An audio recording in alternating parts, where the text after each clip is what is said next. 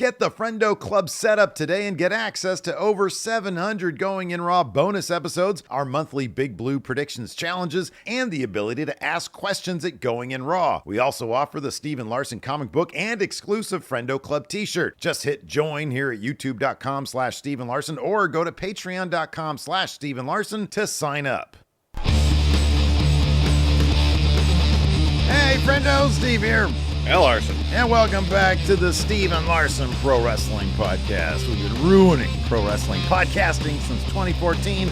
And on today's episode, we're going to talk about last night's Monday Night Raw on the road to Money in the Bank. Women had a couple of qualifiers last night, so we've got a bigger picture here, more pieces filled in on this particular puzzle of who's going to be in Money in the Bank. Who half the field's going to be for the women's ladder match, yeah. And we can also talk about who we think the other half of the field is going to be as well, because we have some more qualifiers coming up on SmackDown. Interestingly enough, no qualifiers for the dudes on SmackDown, on Raw last night. I'm guessing they don't know who's going to be in it yet. So, let me ask you this. Do you think it's they don't know who's going to be in it, or Yes. is everybody that's going to be in it on the Raw side currently wrapped up in shit, and they're going to wait until next Monday after the Saturday night's main event? Because you've got Punk, Sammy, Rollins, Braun, Jay, well, Jay's champion, but Logan and Gunther, they're all wrapped up, and it stands to reason that some of them might make it into at least a qualifier, right? Yeah, Seth and Punk will probably both be in qualifiers. It might be the situation where they're waiting until after Saturday night's main event to sort all that out and start booking those qualifying matches as possible. For me, it's just funnier to think they don't know yet. I love that idea even more, that they have no idea. They're like, we'll figure it out after Saturday night's main event. Yeah. We have a day, to figure it out, basically, and some of Monday. It's Triple H says, all right, this is what we're going to do. We're going to have Saturday night's main event. We're going to take a day. We're going to sleep on it. Monday morning, I'll have my decision. I'm going to get a hat. I'm going to put all the names of the roster in a hat. And then we're going to choose that hat. There you go. Just like that. Just like that. Right there. And then you pull it out. Logan Paul. There you go. Seth Rollins. Yeah. No, it is just sort of funny, though, because it's like they're doing all the women's stuff now. And like, we got all these qualifiers going on. We had a couple of, scrubs make it into the men's on SmackDown. They ain't gonna win. Don't look at me like that. They ain't gonna win. A couple of scrubs. We only had one. I'm sorry. Hold on. No, you're right. But another match was announced for this coming week. Yeah, the LA Knight will win. It's a scrub match. Yeah, none of them are gonna win Money in the Bank. No, it's gonna be someone from Raw. It's gonna be someone from Raw. As congested as the title picture is right now on Raw, where you have Jay as champion, Gunther, Logan Paul, kind of CM Punk, and Gunther. Did I say Gunther twice? Whatever. There's a lot of people going up to Jay or around the periphery of Jay being like, I want a title. Sammy, who's probably going to turn on CM Punk this Saturday because he waited forever on that apron. He really did. Until Punk came down. Yeah, he did. And so let's talk about the women, though. Yes. First up, actually, we can talk about this really briefly because it was really horrifying. And God, I feel so bad for Zoey Stark. I do too. During the qualifying match, Rhea Ripley, Kairi Sane, and Zoey Stark, early in the match, she did one of those, I think she calls it like a sniper drop kick. It's a missile drop kick. Springboard drop kick, yeah. And she's done this in the past, but she came off, and the timing between her and Kairi Sane evidently was a little bit off, and it looks like Zoey tried to maybe bail out of the move, and in doing so, her leg turned the wrong way, her knee at the knee turned the wrong way, and it was a horrible moment. It was really, really sad. She had to be carried. The trainer was helping her and then just picked her up and helped her and carried her to the back. Yeah. So from what I understand, there's been no word on that so far. Whatever it's going to be, it's obviously a pretty gnarly situation. I know a few years back she had a knee injury. Yeah, she's already had, issues with the knee. So, and she wore a knee brace for quite a while afterwards. And it's awful to see. She was wearing a knee brace in the match last night. That's right. Yeah, she still is wearing a knee brace. Yeah. It's just awful to see. Yeah. Anyone get hurt like that in the ring, knowing that it's going to keep them out of action for a very long time. You hear her her crying out in pain, Yeah. you know, while the referee's, separating Rhea and Kyrie and making sure the trainer has time to go in there and tend to her is just awful. It Absolutely is. awful. Yeah. So, you see an injury like that and you fear the worst in terms of the damage in the knee, but, hope, that she gets the best care available Yeah. and can find a way to make it back into the ring. Yeah. Yeah. Absolutely. Rhea Ripley ended up winning that match. It was kind of because you got to figure that Zoey, given that they're not really doing a lot with her, or they had not been doing a lot with her in that moment because they had released the rest of Pure Fusion Collective over the past couple of months, and they have yet to find something new for her. She's a terrific, terrific wrestler. Yeah. Seems like a lovely person as well. But with Kairi Sane coming back, her return seemed kind of likely that Zoey was meant to kind of take the pin there, probably. Yeah. They just had to trudge ahead with a one-on-one. Rhea Ripley ended up hitting a riptide on Kairi Sane and what ended up being a pretty fun one-on-one, given the circumstances anyways. Yeah, if they found a way to take what was kind of planned out and then call the rest in the ring, they did a hell of a job. Oh, they did a terrific job. Yeah, the match was actually really good after that. Kairi Sane went for an insane elbow, and Rhea got her feet up. They traded a bunch of blows and eventually hit Riptide to get the win.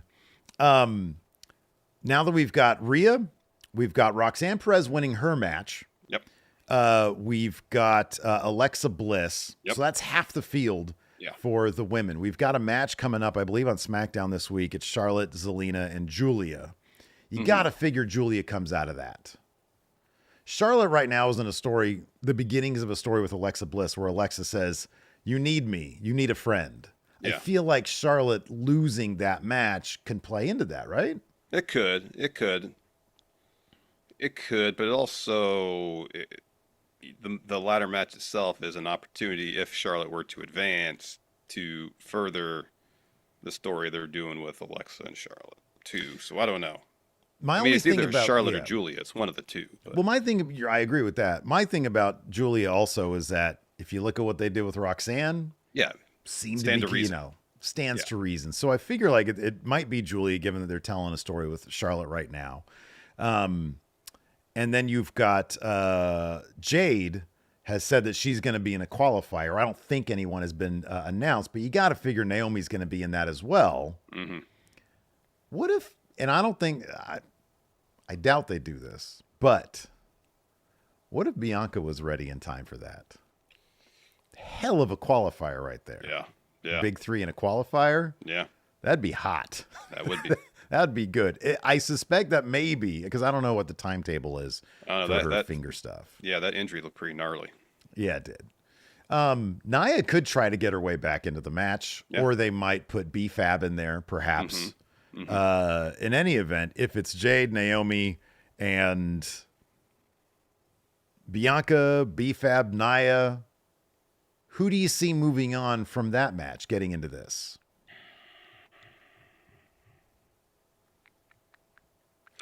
I mean, if Bianca's healthy, if she's cleared and she's in there, that would be pretty interesting to see her in the ladder match opposite Rhea. And if they're really going to build to a one-on-one match at Mania next year, considering they're on different brands, you want all the interactions between them you can. And then, something could happen during the match that could further the feud between Jade and Naomi. If Bianca's not in it, then... Let's say it's B-Fab, and in which case you're kind of down to Naomi and Jade. Yeah. Seeing as Jade won the Mania match, have Naomi win the qualifier. Maybe Jade hits B-Fab with Jaded. Naomi throws Jade out of the ring, covers B-Fab to get the win. Something like that. I'll be honest. I can't think of a better name to win this whole thing than Naomi. Yeah.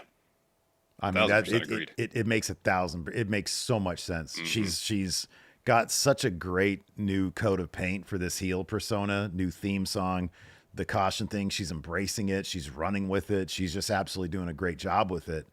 She's a heel. Money in the Bank usually works better on a heel. Mm-hmm. And you got a Tiffany Stratton there to cash in on. Like, it's kind of perfect. Yeah. And then you can run her and Bianca if you want Bianca to be the champion heading into Mania next year for Rhea if Rhea ends up winning the Rumble or something like that. Mm-hmm. Mm-hmm. So in my I'd pop huge if it was Naomi. Oh, absolutely. She should 1,000% win the ladder match. Rhea is like if they want to just do the biggest thing, it's Yeah. Rhea. It's clearly Rhea. You can do the custom briefcase, Mommy in the Bank. Yeah. You know, I'd actually be, to be honest with you, kind of surprised if it wasn't Rhea. I'd be kind of surprised. Yeah. Like I didn't even really expect her to make it necessarily out of the qualifier last night. Because it seems like her path to getting a match against Io was, pretty clear. It just takes like a couple segments and bang, you get your title match. You don't need a huge setup to get a Rhea Io. It doesn't seem like, because they've been teasing it for such a long time. When a character has it's like, for example, Punk trying to get a match at WrestleMania or trying to get into the main event of WrestleMania. It's like, well, if the idea is everybody has to find a way to get the thing they want. Look, we all know Rhea Ripley could easily go to Pierce and be like, "Hey, Pierce, I'm Rhea Ripley. Like, can I have a match here or what?" You know what I mean? Like, of course she could do that, but it's a bit more interesting if she's like, "I need to figure out a way how to get there, and Money in the Bank is the way to get what I want." Of course, at that point, it's like, well, does she do the call your shot thing? Does she actually cash in on a really popular Io Sky when Rhea's already really popular? And it's not necessarily making people choose. It's, do you really want to go there? And maybe sour some people on Rhea in the process. Yeah. So I don't know that I don't think that she's the most compelling person to have Money in the Bank. Kind of far from it. Like, I think a lot of other people have a better case for that. But, and then there's Roxanne as well. If they want to do, if they really want to show us what they think of Roxanne, then you put that briefcase on her. Or Julia for that matter. Then there'd be one more name on Raw. Yeah. And so given that Zelina is in a SmackDown qualifier, might stand to figure that Lyra is going to be in a Raw qualifier. Yeah, she'll be in a qualifier. Which obviously Becky will cost. Chad Gable was asking about when he and Ivy Nile were going to get qualifying matches. Ivy Nile then, okay. Okay, that's what I figured. And then that would leave maybe Liv upon her return. I was thinking Liv. I think Liv is I think that would make sense. She might get in. I mean, that would make some sense. Either Liv or Bailey if she's storyline cleared to return, or Asuka for that matter. If she's going to be cleared in the near future, can have Asuka return in a qualifier. That's a big one. Yeah, that's a big one right there. Yeah. So yeah, and Liv would be interesting because what we saw last night also with Judgment Day, how Finn Balor is introducing her as kind of an ally to Judgment Day, just kind of to stick it to Liv, basically. Yeah, it seems like there's the possibility that Roxanne is to Judgment Day similar to. Well, it's not a one-to-one analogy, but kind of, I know JD more or less kind of elbowed his way in. Yeah. But the idea that he was just kind of an associate for a while before getting full-fledged membership. It could be a similar thing. I mean, he was introduced by Finn also. Finn, yeah. Like but everybody else was resistant to having him join. Finn was just trying to bolster he wanted loyalists around him. Yeah, he did. He wanted to better his position within the group. And that's what he's doing with Roxanne as well. And everybody's pissed off about it. Well, especially Raquel. She said, Liv's going to hear about that. Oh, you know what? That's the word. Liv's going to hear about this. What? Get out of here with that. Yeah. Let me talk to your manager. Yeah. That's what it sounded like. Yeah.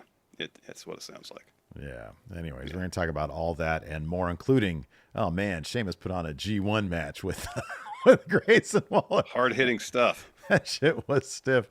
But we got a couple of sponsors for this show this week, so let's talk about them first. Let's do it. Let's take a quick break, get a word from our sponsor, Mint Mobile. Steve, summer is right around the corner, and the folks over at Mint Mobile have a take as hot as the summer sun. Getting that summer bod is out. Getting your savings bod is in. Thank goodness. I can skip the gym. This spring and summer is all about skimpy wireless bills and fat wallets. And you can have both without breaking a sweat or the bank with premium wireless plans from Mint Mobile for just $15 a month. Yeah, with Mint Mobile, you could say, no way to all those outrageous monthly bills and unexpected overages. All Mint Mobile plans come with high speed data and unlimited talk and text, all in the nation's largest 5G network. And you can bring your own phone and keep your current phone number and all your existing contacts. So ditch overpriced wireless and get 3 months of premium wireless service from Mint Mobile for $15 a month. This year, skip breaking a sweat and breaking the bank. Get your summer savings and shop premium wireless plans at mintmobile.com/raw. That's mintmobile.com/raw. Upfront payment of $45 for a 3-month 5 GB plan required, equivalent to $15 a month. New customer offer for first 3 months only. Then full price plan options are available. Taxes and fees are extra. See Mint Mobile for details. And let's get a word from our sponsor, Tempo, Steve. Yeah. You and I may know a thing or two about wrestling, but we really, really know fast food. We really should have started a fast food vlog. Yeah, we probably should. The thing is, though, when I think of fast food, I generally think of like a lumpy lump of greasy meat product that usually I feel like I have to get because like my schedule is tight or I'm short on time. Yeah, man. I used to think the same thing, Larson, until I discovered Tempo. Tempo is a weekly delivery service that allows you to select from over 20 mindful meal choices that are crafted to cook in just 3 minutes, and they're delivered fresh right to your door. That's right. Tempo's dietitian-approved menu takes all the guesswork out of eating well, and they've got new recipes each week, like enchilada beef bowls and spicy Korean barbecue chicken that are made with real, nutrient-rich ingredients, which make it easy to keep up with your healthy lifestyle so you can eat well without sacrificing taste or convenience. For a limited time, Tempo is offering Going In Raw listeners 60% off your first box. Go to tempomeals.com/raw. That's tempomeals.com/raw for 60% off your first box. Tempomeals.com/raw. Rules and restrictions may apply. All right, let's just go ahead and hop into it. We can talk about all the beats along the way. We had, Sure. like we said already, more Money in the Bank qualifiers. We had Io Sky backstage. She's asked about Money in the Bank and how she feels that she's the champion now, given that she cashed in to get the WWE Women's Championship. She said, I know what it takes to win, but whoever wins, I'm ready for anybody because I am the genius of. And then Becky walks into frame and says, oh, are you? You never beaten me one-on-one. And Io says, I'll be ready for anyone. And then Becky says, I put down one champion. I got no problem putting down another. And then she turns to leave and they do the camera follows her all the way out. She turns to the camera and says, hit my music. And she's walking and then JT McDonough stumbles into the frame. Tries to make like a ghost. Yeah. He's working on his invisibility skills. He is. That was pretty funny. Looks like Becky was on the verge of maybe getting the dub after she hits a manhandle slam on Natalia? I think it was Natalia, yeah. But then Lyra Valkyria runs down and pulls her out of the ring. So they start fighting. And then Becky, gets away from her long enough to get back in the ring. Well, Lyra pulls her back out again. Right as Natalia's looking for a sharpshooter. And then Roxanne hits Natalia with pop rocks to get the W. This match was awesome, too. Like, really during the meat of the match, this was really, really, really awesome stuff. Yeah. And I love that they have Lyra doing kind of bad guy things because she wants to stick it to Becky, who did bad guy things to her. I hate when baby faces are doormats. Yeah. More action now. Yes. So we also had, as we said, Rhea Ripley versus Kairi Sane versus Zoey Stark. Zoey got injured pretty early into this match, so it ended up being Rhea and Kairi. You had to feel for Rhea too. Like, she was obviously going through some emotions with all that. I think it was her match with Tegan Nox during the Mae Young Classic when Tegan went down with a nasty knee injury as well.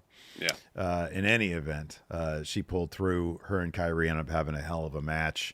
Rhea sold the shit out of the back fist. Ended up ducking another one, hits a headbutt into a riptide, covers, and got the win there. So Rhea Ripley moves on. So we have quite a tapestry of people trying to get involved in this World Heavyweight Championships. Hey, I like how this is moving along, man. Lots going on here. It's kind of, there's a through line throughout the show. It opened the show and then closed the show as well. The whole World Heavyweight Championship story, and putting such emphasis and importance on the title elevates the prestige of said title. And if you continue doing it, hopefully the idea is it won't be seen as a secondary world title or a mid-card title. It's on the best show right now, and it's got a lot of intrigue behind it, so yeah. hopefully they continue. But unfortunately, the episode of Raw last night opened with Logan Paul coming to the ring. That's what the mute button's for. You got that right. So he just talks a bunch of trash, pretty much, to Greenville about Jey Uso, even Gunther. So anyways, eventually Gunther comes to the ring, and there's a bunch of "you tapped out" chants. Logan laughs, and Gunther says, "You seem pretty confident you could beat the guy who was beating me for the World Heavyweight Championship. I need to assume you're standing out here believing that you're better than me. Confident. That's good. Confidence drives us in life. It's what got us here. Those people should show you way more respect than they do." Says, you might be jealous because Logan's a self-made social media megastar, built his empire with his own hands, a digital empire with his own hands. I'm honest. They're things that I can learn from you. And Logan's like, the ring general knows business. And Gunther says, I'm not done. There's things you can teach me. So talks about learning from him about social media, entrepreneurship, marketing.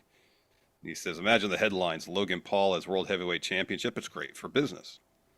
And then Logan's like, who knew Gunther knew what was good for business? He's got the suit and everything. He's basically in the low gang. Respect, Gunther. And then Gunther says, business. That's what this is for you. Understand one thing. Gunther turns it immediately. To you as business. To me, all of that here is very personal. Beating Jey Uso is very personal to me. So if you take it away from me, I will take that as feeling personally disrespected. Ask Pat how I feel about getting disrespected by non-wrestlers. That guy at least showed heart. When I look at you, I see no heart. If you beat Jey Uso and square off with me, all your other accolades mean nothing. We will square off, the bell will ring, and I am going to eat you alive. So Gunther leaves, and Logan says, well, what are you saying, Gunther, walking away from Logan Paul? Of course you're walking away. And then Jey slides in the ring and hits Logan with a super kick. And so Jey picks up the mic, says, I'm going to see you Saturday. To Logan, says, Gunther, I'm going to see you in Phoenix, 4 letters, 1 word. Yeet. So later on, Jey is walking backstage, fuming. He bumps into Paul Heyman. He says, that was interesting. He says, Logan wants to talk facts, but let me give you some rooted in wisdom. People say I betrayed Punk and Roman, but to do that, you have to stab them in the back, something they don't see coming. So I will tell you this straight to your face. Tonight, you're fighting Braun Breaker. That was the main event. He says, fact, title's not on the line. I negotiated that. Braun is not looking for your title. He wants to slow your momentum. You're that great. Whether it's Logan, Gunther, or you, you're all short term. The long term is Seth Rollins. That sort of puts to bed what we were talking about yesterday as well in terms of is Seth okay being the puppet master? If Braun has a title, wins Money in the Bank? No, it's Seth. It's Seth. Kind of figured that'd be the case, but you got to ask these questions. Yeah. So later on, Logan's on the phone with somebody. I think he says his brother or something like that. I don't know. Anyway, Seth walks up and he was like, hear me out. Big match for you this Saturday. Jay's going to be hurt tonight. He stuck his nose in my business and now he's going to pay. Whether he walks out or is stretchered out, I don't care. He won't be 100%. That plays in your favor. If you can get past Jey and Gunther, I'll be waiting on the other side. We could run it back from WrestleMania. Think about it. And so he thought about it. He thought about it. So then Jay's backstage later. Sammy walks up and says, I know you're dealing with a lot. I want to let you know, Seth, Braun, Paul, you don't need to deal with it. I'm going to take care of it on Saturday. I know you got Braun tonight, but if they play the numbers game, I got your back. We also have a backstage with Gunther. She asked about earlier tonight. Seth walks up, says, been a while since we shared the same space. Wanted to come here and let you know the work you did with my World Heavyweight Championship was pretty good stuff. You were pretty good. Gunther says, I heard about your long-term plans, but for a visionary, you're pretty short-sighted. I am the future around here. Seth says, cut the crap. I came out of here out of courtesy. He said, if you find that belt around your waist again, you'll be treated no differently than anyone else and make yourself a target. Gunther said, good. I cannot wait. I am eagerly awaiting it. So he wants some of that smoke from Seth Rollins. He does. So yeah, Saturday's main event. Jey beats Logan. Yeah. Sammy turns on Punk. Punk and Sammy go do their thing, right? Yeah, probably.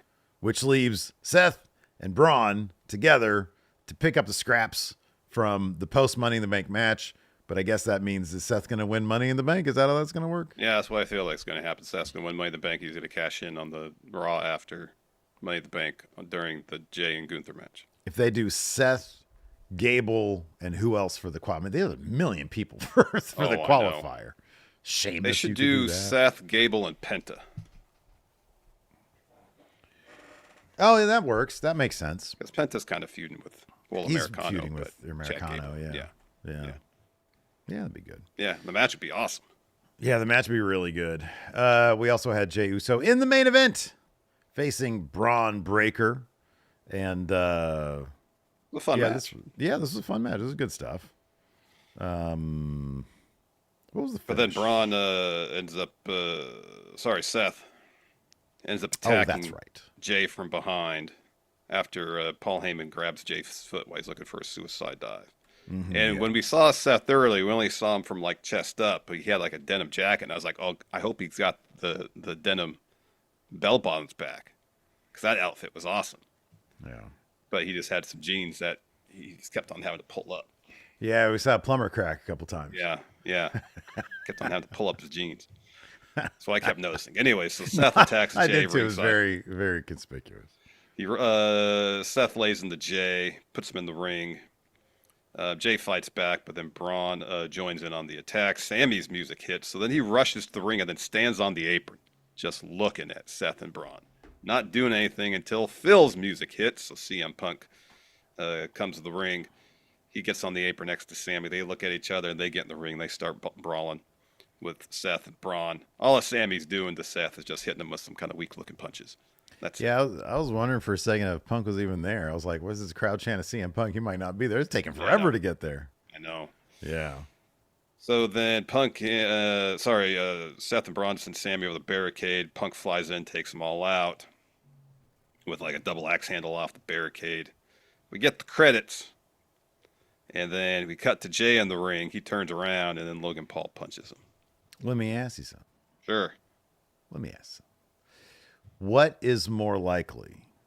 Sammy and Punk just have a hard time getting on the same page, and so they start blaming each other for like the loss, and that leads to the feud? Or is Sammy straight up going to turn heel at Saturday Night's Main Event? Let me be honest with you, Steve. Just the can they coexist kind of mildly going wrong and them losing? Yeah. Boring. Yeah. Give me a heel turn. I'm going to be honest with you, Larson. I agree with you.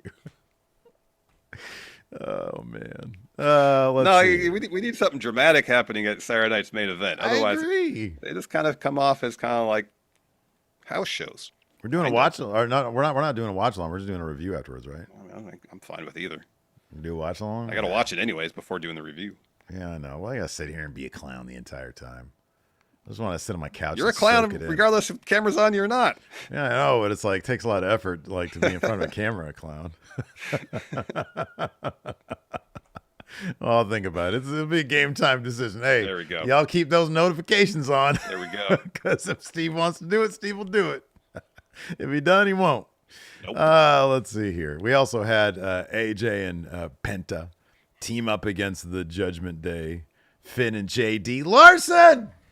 Finn equals win. The push has begun. The huge push that we're promised by those dirt sheet Twitter accounts has arrived. Finn Balor, is now Win Balor. Feels good, man. I think one win really, puts any sort of confidence in my mind that the push is afoot. All right. Oh man, we're almost at a pattern. It's almost a pattern. One more win, and it's a pattern. It's a streak with one more win. Streak is 2 wins. Pattern might be 3. Oh. But that'd also still be a streak. But anyways, it took interference from El Grande Americano. The loaded head. Yeah, he hits Penta with a loaded headbutt when Penta's on the floor, and El Grande Americano emerges from the crowd. And then Finn puts Penta in the ring and hits him with a coup de grace to get the win. Yeah. And then later on, Judgment Day's backstage. Finn walks in with Roxanne. And he's like, hey, everybody, play nice. We've been chatting. I want to formally introduce Roxanne to the Judgment Day. Been thinking about how Dom said we need more numbers. Liv will, and then Raquel starts giving him crap. And he goes, oh, no, Liv will appreciate this. Got me, JD, Carlito covering for Dom, but Liv and Raquel got no one having their back. And Finn's like, but it's not official, though. So don't, she's not officially a member, more like an associate. And Roxanne says, I'm still trying to find my place, but hey, I got y'all presents. So she gives Dom a huge box of chicken nuggets. There must have been at least 20 chicken nuggets in there. And then she gives Carlito like a gift bag full of apples. Mm-hmm. And then she turns to Raquel, and Raquel says, we've been introduced. You gave us presents. Now you can go. And she says to Finn, Liv's going to hear about this. And Finn just says, oh, I can't wait. Finn's so happy about that. Oh, I can't wait. He's so not subtle about it. No. Oh, it's great. I like that little box of greasy chicken nuggets, too. It was already greasing through. Oh, I know. Yeah. Don was so happy, though. He opened that up. Hard not to be, man. Are you kidding me? Somebody surprises me with some chicken nuggets. I'm going to be super happy about that. Man. Same. Let's talk about this Sheamus Grayson Waller match. There are two surprising things about this. Number one, holy shit, this match was hard hitting. Mm-hmm. Like they were beating the shit out of each other. They were. And then number two, we got an Austin Theory chant. We did. That was cool. And even he seemed really tickled by it. I thought, yeah. And then the end when Waller got his ass beat in the end, Austin Theory was laughing. It was hilarious. It was. Yeah, I thought this was cool. They just got to, get moving on this Waller Theory stuff. It's been like a year or two. Yeah. Basically, since the day they won the tag titles at WrestleMania 40, they've been teasing the breakup. Yeah. So, yeah, they got to get on with it already. Yeah, this match was hard hitting. There's some really good stuff here. At one point, Waller tries to leave. In Theory, blocks him from walking up the ramp. He's like, no, you don't want to do this. You don't want to quit. So then Sheamus brings him back in, hits the 10 beats. And that's when Theory's just smiling, pretending to be like concerned about Waller. And then Sheamus hits a broke kick for the win. But it was a really fun match. Yeah, go your way. Check this one out. Yeah, this was really good. What also could be really good, perhaps, Akira Tozawa getting a match against Rusev. So Tozawa's backstage. Pierce is like, I just want to make sure you really want this. And Tozawa's like, I want this. And he's like, all right, next week you get a match against Rusev. And Gable says, he just walks in. Gonna need a lot more luck. He's going to end your career like he did Otis. Going to be great to see the Academy put down for good. Pierce is pretty pissed off about that. Gable says, Pierce, the Creeds have their title match next week. What about me and Ivy? Money in the Bank? New Day walks in, and Pierce is even more upset. He's like, there's nobody knock anymore. And they say, we have that three-way match with your boys next week. We agree we don't want the Raiders to. And Gable's like, yeah, my guys are going to take those titles from you. And they're like, we can agree. We just don't want the Raiders to win. They're like, yes, agreed. And Pierce is like, you guys need to leave. And Wood says, yeah, it smells like midlife crisis in here. So then the New Day leave, and then Pierce says, thank God. And then off camera, you hear, for the New Day. Pretty great. Yeah, it was pretty awesome. Then we had a Rusev promo, a filmed one. Larson, you can go ahead and take the Rusev role today. So Rusev says, Tozawa, I admire your courage and loyalty to your friends, but you must be high on the delusional cheers for you to challenge me. I was trying to help you, to fix you, just like I did for me. But you go and challenge me, you ungrateful little man. I was born in the tempest. I am the son of thunder. Who are you to challenge me? You have my attention and have a problem. You should have thanked me and walked away, but you listened to them. Your ego might get you cheered, but your arrogance will get you slaughtered. Tozawa-san, I embrace your challenge with open arms after I beat you senseless. I will forgive your stupidity and forget your existence. He's writing that shit, man. That's good stuff. That's good stuff. Yeah. It is good. So we saw a couple clips of the last time that Tyrese Halliburton and Jalen Brunson were involved on WWE television, an in-ring bit. And so we found out that Cole and Pat have a bet going on for the Eastern Conference Finals in these NBA playoffs. Michael Cole loves himself the New York Knicks. Yep. Pat McAfee lives in Indianapolis, Pacers fan. Mm-hmm. Yep. So if the Knicks win, Pat has to wear a suit for a week or something like that. Suit for a week, but I think that just means for Raw.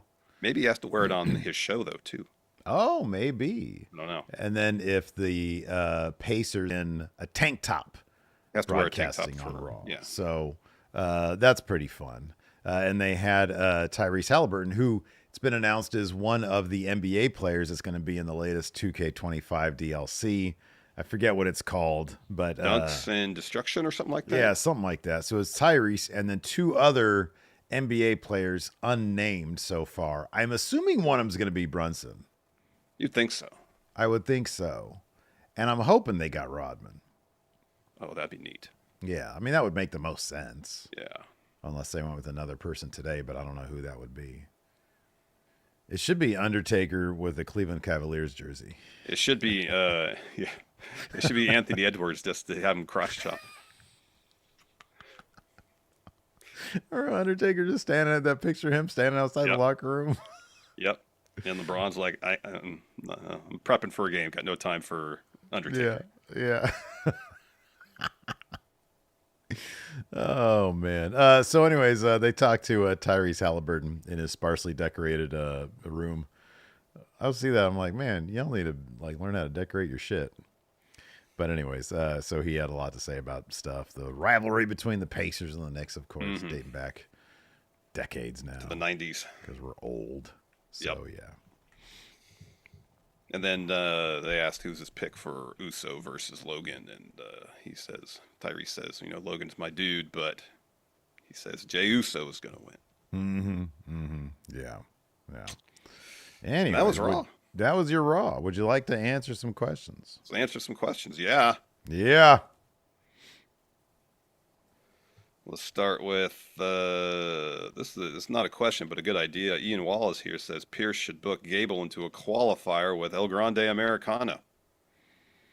That's a good idea. I think it's a great idea. Sebastian Garcia here asks, which superhero personality would make for the best wrestling character?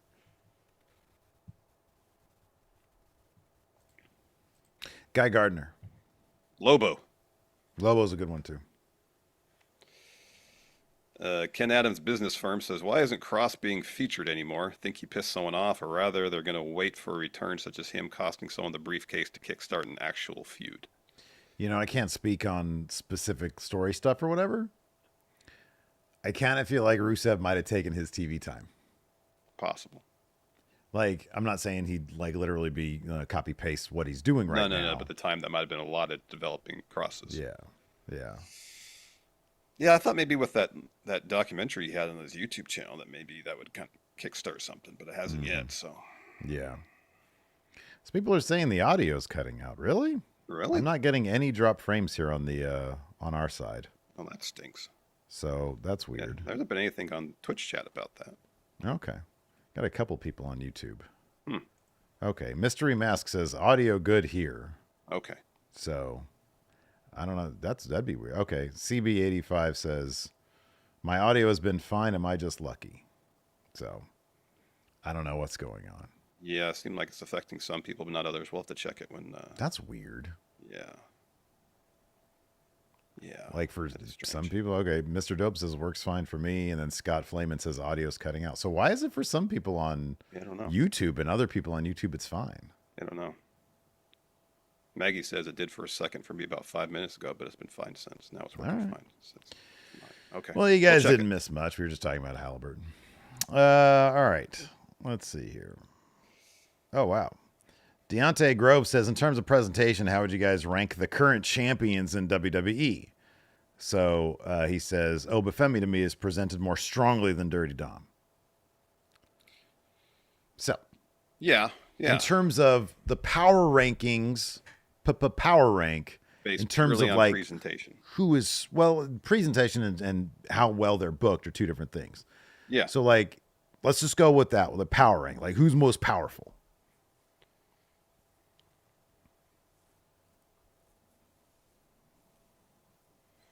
I mean, you got to say Oba's booked the most powerfully. He's a dominant champion. If you're going strictly with dominance, then yeah, it's probably Obafemi. He also has a really weak field to work with. So comparatively speaking to his division, he's definitely. Like Cena doesn't win a match without cheating, so he's not booked terribly strong. Mm-hmm. Yeah. Dom has the Judgment Day all the time. Yeah. Fatu. Well, I mean, lately he's been getting help, even though he doesn't want it. He don't need it yet, I mean. Yeah. EO is booked pretty strong. Yeah. I wouldn't say necessarily dominant, but she's booked strong. Yeah, both her and Tiffany are booked pretty strong. Tiffany's booked pretty strong. Yeah. Yeah, that Nia match was something else. Yeah, that was a good match. Lyra? I mean, she kicked out of, what, 2 manhandle slams, 1 manhandle slam? Oh, yeah, that's right. She did. Yeah, that's pretty strong. That is really strong. That's really strong. Zelina Vega, not much of a sample size. Not as champion, no. New Day, kind of cheaty heels. Yeah. Street Profits. Oh, they're both pretty strong. Oh, they just lost. They just lost traction. They just lost. Yeah. Vaquero. Oh, Stephanie's book, super strong. Oh, yeah. She was champ. Yeah. Yeah, double champ. Yeah. Colby here asks, is there any chance Jey Uso makes it past SummerSlam as world champion and potentially beats Seth Rollins? I don't know if he makes it past the Raw after Money in the Bank. SummerSlam, probably not. He's probably the longest his reign will last will probably be SummerSlam. It just feels, it really feels like that Raw after Money in the Bank, Seth Rollins is going to get that title. Mm-hmm. I think you're right. I think he wins Money in the Bank and then he cashes in. Or it's going to be Logan Paul. It's going to be one of those dudes. I don't want it either. I'm just saying. I look at the landscape. I want you to put it out there in the universe, man. I could see him. Well, maybe I put it out there and it doesn't happen. Alex Foster says, WWE have too many long-term stories at the moment. Feels like some stories have been going on way too long. Mentions Theory and Waller, Judgment Day, etc. Well, Judgment Day is a ever-evolving saga as opposed to like something happened. Like it's just stuff happens in little amounts every week. And it's not really building anything. The Theory Waller thing, absolutely. Like, yeah, that's gone on way too long. It's such a minor story. Yeah. You know? But otherwise, I don't know. Cena's got, look, whatever you think about Cena, he's got until the end of the year. And then he's gone. Yeah. Yep. This is a good question from Luis. Can you power rank these basketball games from the ones you'd want to attend the most, the ones you want to attend the least? All right. Okay. So you got Game 7, 2016 Finals between the Warriors and the Cavs. Okay. Jordan's flu game. Oh, okay. Well, that's top number one. Oh, wait. Team USA 2012 scrimmage. If it's not Team USA, oh, was that one where like a bunch of college kids beat Team USA? That was the Dream Team one. Dream Team had the college team that beat. Okay. Yeah, I don't know what the 2012 thing would be. I don't know what that one is either. Chamberlain's 100-point game. Okay, yeah, that because nowadays people say it didn't happen. I could go there with my technology and videotape it. Yes. Kobe's 81-point game. I mean, you can see that on television. Yeah. I don't care about it. I like Kobe one here. Enough. Malice in the Palace. Nope. Last. Depend where the seats were at. Last. It's so awkward. It's so awkward. It is. It's awkward. So awkward. The number one would be Wilt's 100-point game. Oh, be able to document it. Are you kidding? That's like the Who Shot JFK of basketball. You know, at this point, especially. Oh, it didn't happen. I guarantee that shit happened. Yeah. Of course it happened, but you got to see it. You got to, you know. Number two for me after the Wilt 100-point game was to be there for the flu game. Oh, the flu game. Yeah. Are you kidding me? Dude, yeah, absolutely. Because it wasn't like stomach flu? Yeah, because the story was that he ordered a pizza the night before. And they thought maybe whoever prepared the pizza did something to it and gave him food poisoning. Yep. OG Productions with the super chat says, you think they'll have a women's match at Saturday night's main event? Yeah, I just don't know what it's going to be. Yeah, they're kind of running out of time to book it. I mean, it's going to be booked on SmackDown. Yeah, I thought they might have said they were going to set up on Raw and have Io defend the title. Is it going to be Zelina and Chelsea or something like that? Maybe. I mean, Zelina's got a match on Friday for the qualifier. Yeah, that's right. So it probably won't be. Unless it's set up, unless Chelsea costs her the qualifier and then they book the match at Saturday night's main event. Yeah, I was surprised something wasn't booked. I know. Last night. Me too. Jen P here says, to answer your question from yesterday, All Out is in Toronto. We didn't report that during the show, but... CB85 here says, the 100-point game would have had to have happened to actually be there. Whatever the date is that it's claimed that happened, I want to be there, and I'll have my little notepad with me and my, People will be walking and say, hey, Sonny, what is that contraption you have there? It's an iPhone, idiot. Yeah. Ignacio here says, if you could have been in any film set in the history... Oh, if you could have been on the film set of any film in the history of cinema, which one would it be? Wow. He says, my son says... Two wildly different movies. My son says Clockwork Orange or Back to the Future. Ignacio, do not let your son go to the set of Clockwork Orange. No. A lot of the scenes are super inappropriate for that. Yeah. Back to the Future, you should be good on. But would it be when they were doing it with Eric Stoltz or what's his face? Michael J. Yeah, Fox? yeah. Any film set in the history of cinema?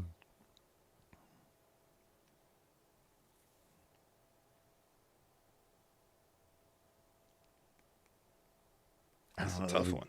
I mean, it's one of two answers for me. All right. It'd either be Citizen Kane, because I think Orson, like I've read a bunch of like books on Orson. I've read many books, Larson. And that dude, to watch a 24-year-old absolute prodigy on his first big movie that like and the movie. Yeah. is probably something to behold. Yeah. Yeah. Or Star Trek Generations. That sounds Okay. fucking awesome. All right. For me, it'd be Citizen Kane or RoboCop. You know, Peter Weller is probably miserable. Oh, probably in that suit Just all day. miserable. I think in order to do the second one, he like made specific demands in his contract about the suit. Yeah. Yeah. Tyler Humper says Gosh. Caligula. Ah! Hey, Boogie Nights would have been interesting to be on the set for. Yeah, maybe. That'd have been interesting. So I got there is a box score that exists for Chamberlain's 100-point game. Break it down. So he played all 48 minutes, Jesus. shot 36 of 63 from the field. He took 63 shots. Yeah. Wow. He's feeling it. Yeah. 28 of 32 from the line. 25 Went boards. to the line 32 times. Yeah. 25 boards, 2 dimes, only committed 2 fouls, scored 100 points. 2 assists, really. Yeah. So I'm looking at the other team's box score, and there is 4 people that had 5 fouls. Okay, yeah, that was the next thing I was gonna ask. Yeah. How many people fouled out on the other team? Only one person fouled out. The center. They went to Hack-a-Wilt, and he still dropped 100.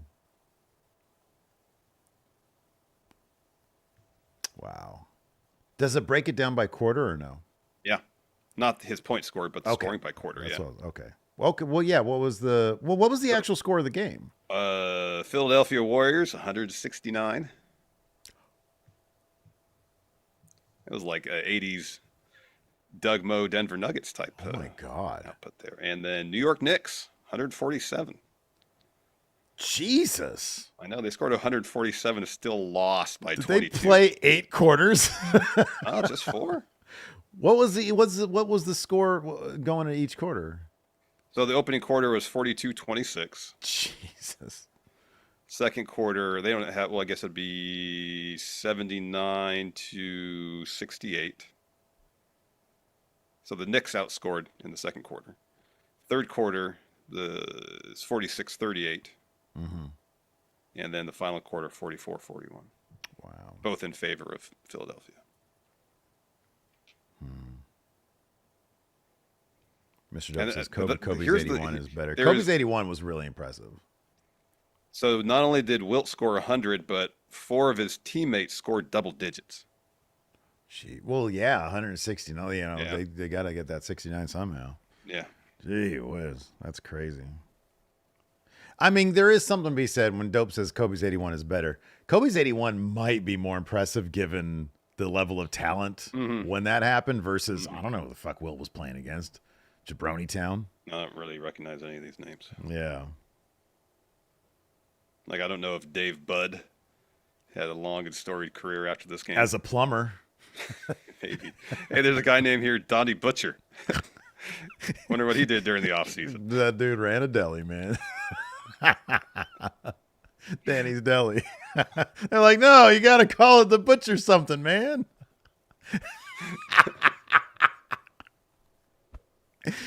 Oh, man. That's great. All right, what else do we got here? Melancholic says, I now understand why people doubt its legitimacy. That doesn't sound like a real game. You watch like any footage from, the 50s and 60s in the NBA, people like Bill Russell, who were just like world-class athletes. Yeah. You see really quickly why they dominated their era. Torching Steven Larson out there, just torching jabronis like us. Yeah. A couple of car dealers. Because you hear Wilt ran like an insane 40 time and was a long jumper. Yeah. And he could dunk from the free throw line and all this stuff. They were actually generational. Yeah. Oh man. Let's see here. Broken Soundwave says, "Is Dominic Mysterio really him?" Oh yeah. He said he went from Rhea to Liv and now Roxanne. Steven Larson, what is your snack to get seduced by? Well, AJ Otani says the same thing. What could Roxanne bring both of you to join Going in Raw? Man, I had this on the road the other day going to LA. It's the 2 cheeseburger meal from McDonald's. All right. Bring a sack. Nothing, man, there's honestly nothing gets me more excited than a sack of McDonald's. If Lacey goes to McDonald's and doesn't tell me what's going down, what's happening, she's doing it, and she shows up at my office with a sack of McDonald's, I'm like, fuck yeah. Even though I'm like, I really didn't want it, don't need it, gonna feel like shit afterwards, but the sight of it, oh my god, synapse is firing. Yeah, endorphins. Endorphins releasing. rushing. For me, it's probably cinnamon rolls, like some fresh homemade cinnamon rolls. Bring a sack of Cinnabon. Oh man. Yeah, I'm kind of whatever on Cinnabon. That's some decadent shit right there. It is too much. It is too much, isn't it? It's too much. Yeah. Creamy Beef Tip says, now that Theory is actually displaying some personality, do we see a push for him after he beats Waller in Australia? Oh, that's right. They're going to Perth. Oh, do the thing for Perth. Do the split for Perth. Come on. Yeah, I know. It'll make all the sense. Yeah. B-Man here asks, what will Sammy's justification be when he turns on Punk and his Rollins plan B? How will Kevin Owens react? Oh, you'll realize, I can't beat him. Got to join him. Mm-hmm, yeah. And by that, give him my move to SmackDown so I get my title shot. There you go. It's got to be. Jonathan Vieira says, is there such thing as a one-hit wonder movie director? Hell yeah, there is. Richard Kelly. Yeah. It's probably several. Did Michael Cimino ever do anything Cimino? after Deer Hunter? I mean, I know he did stuff, but one of them was the worst. Yeah, it was one of the worst movies ever. Yeah. I don't know if he ever rebounded from that. Let's see here. Cameron Bordalazzo says, besides major U.S. holidays, what lesser holiday would you like to see a themed match for?